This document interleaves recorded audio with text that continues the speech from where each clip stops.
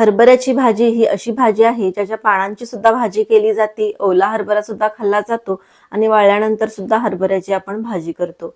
तर भाजी मी अशा पद्धतीने निवडून घेतलेली आहे, त्यानंतर स्वच्छ धुवून घेतलेली आहे। हरभऱ्याची भाजी करण्यासाठी मी अर्धी वाटी मूग डाळ, थोडंसं तांदूळ भिजत घातलेलं आहे। हे सर्व स्वच्छ धुवून पाणी सांडून पुन्हा एकदा पाणी घालून मी 5 मिनिटं भिजत ठेवलेलं आहे। तोपर्यंत आलं, लसूण आणि मिरची यांची पेस्ट बनवून घेतली, बारीक कांदा चिरून घेतलेला आहे। कढईमध्ये तेल घातलं, तेल गरम झाल्यानंतर कांद्याची फोडणी दिली, हिरवी मिरची, आलं, लसूण जे मिक्सरला बारीक केलं होतं त्याची सुद्धा फोडणी याच्यामध्ये घातलेली आहे आणि हळद पूड, नंतर हरभऱ्याची पानं आपल्याला घालायची आहेत। तेलामध्ये व्यवस्थित परतून घ्यायचे आहेत। तेलामध्ये व्यवस्थित परतल्यानंतर त्याच्यामध्ये मूग डाळ आणि तांदूळ जे भिजलं होतं त्यातलं पाणी काढून घालायचं आहे। चवीनुसार मीठ आणि थोडंसं जिरेपूड घातलेली आहे। पुन्हा एकदा परतून त्याच्यामध्ये थोडंसं पाणी घातलेलं आहे आणि ताट झाकून अगदी 5 मिनिटे वाफवून घेतलेली आहे। तर तयार आहे आपली हरभऱ्याची भाजी।